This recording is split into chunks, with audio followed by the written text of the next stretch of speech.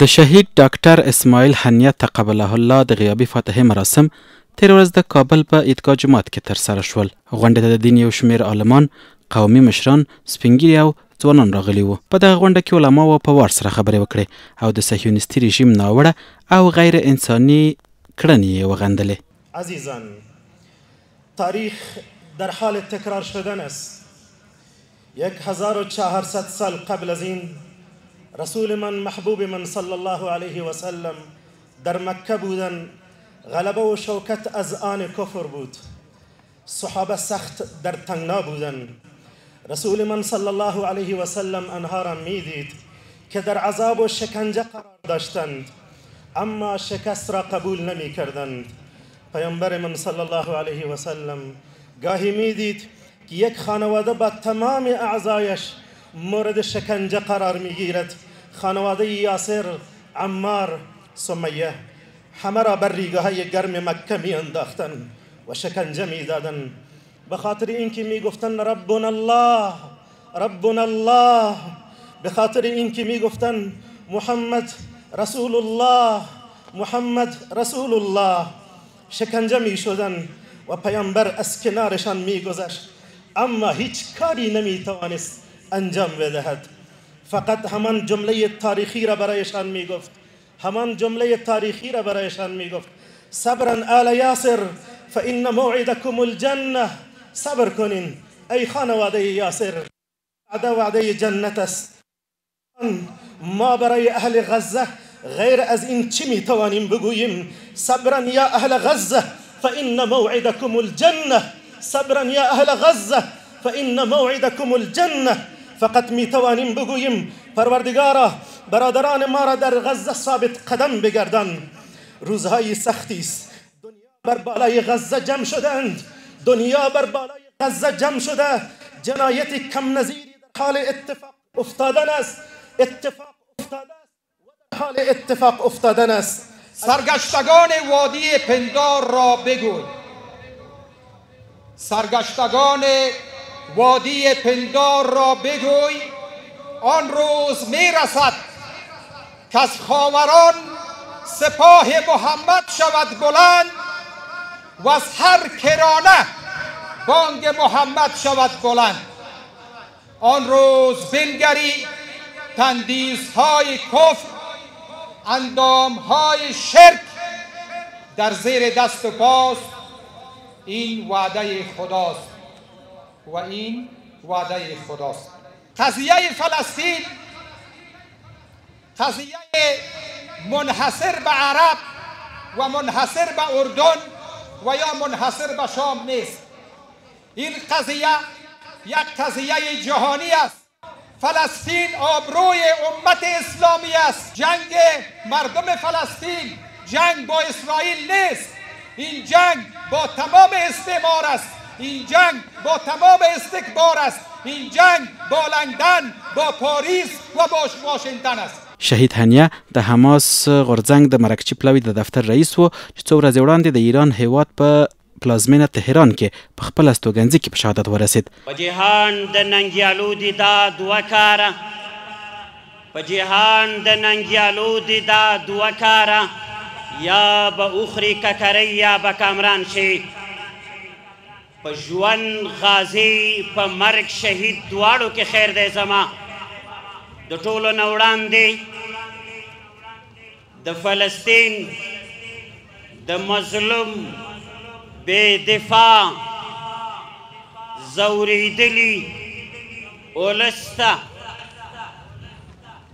عموما او د فلسطین د درانه ولس مشرانو او په ځانګړي ډول شهید دکتور عبدالسلام محمد اسماعیل هنیه پاک روح ته سلامونه وړاندې کوم.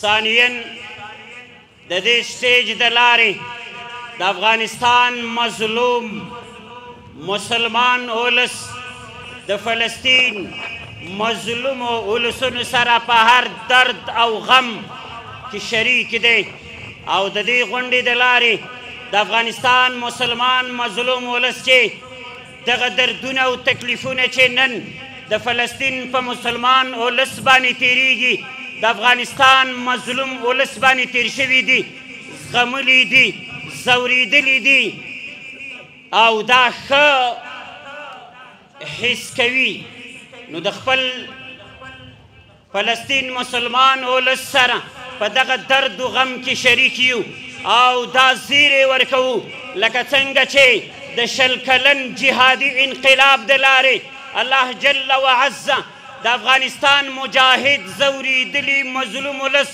هغه چې څنګه نن فلسطینیان ځورېدلي دي دغه رنګې افغانان ځورېدلي دي دغسې چې بمونه په فلسطینیانو بې دفاع ولس باندې وریږي د افغانستان په مسلمان ولس باندې وریدلي دي د دغې سټیج د لارې درانه ولس ته مو خو رسیدګي نه کیږي خو دا ورته وایو لکه څنګه چې الله جل وعز فتح د افغانستان مسلمان مظلوم ملت ته ورکړله د افغانستان ځورېدلي ولس ته یې ورکړه د نړۍ ټول کفار د نړۍ ناټو زبر ځواکونه سره د برای نام مسلمان ملکونو د افغانستان مسلمان ملت خلاف یو ځای شوي وو نه یې پرېښودل چې افغانان سره متحد کړي نه یې پرېښودل چې په دې ملک اسلامي نظام حاکم کړي نه یې پرېښودل چې دغه وحدت راولي لله الحمد د الله په نصرت باندې د الله په کومک باندې د الله په معونت باندې خدای جل وعز افغانانو ته دا فتحه ورکړه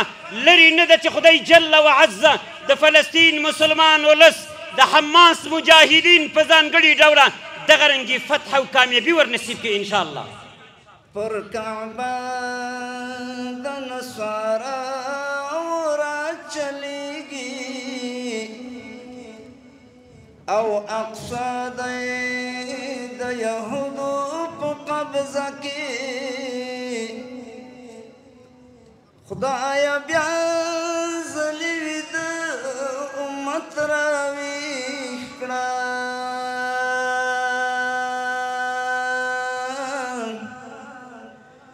چې سرونه در تقدی په نظرانه کې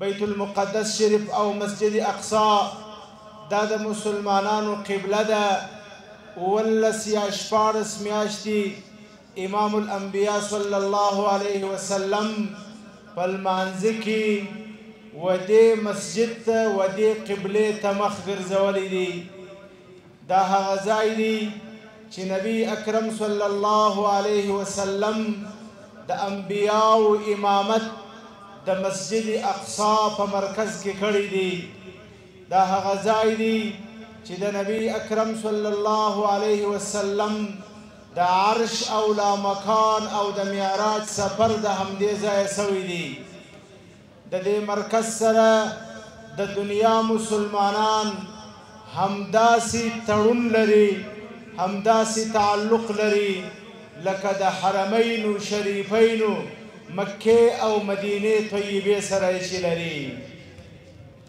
د بده مرغه نن سبا ډېر اسلامي رسنۍ د مسلمانانو د ملکو رسنۍ او د مسلمانانو سیاسیون هم ودې ته یو سیاسی او یو د وطني مسئلې رنگ او شکل ورکوي دا وطني مسئله نه ده دا سیاسی مسئله نه ده دا د مسلمانانو د ایمان او د دین مسئله ده په دې کې ټول مسلمانان د فلسطین د مجاهدینو سره یو دي او یو به وي انشاءالله العزیز غونډه د فلسطین مظلوم او بې دفاع ولس ته د دعا په کولو سره پای ته ورسېده شهادت د کورنۍ د اعضاو شهادت د غزې د مظلوم ولسونو شهادتونه خدای قبول و منظور کړي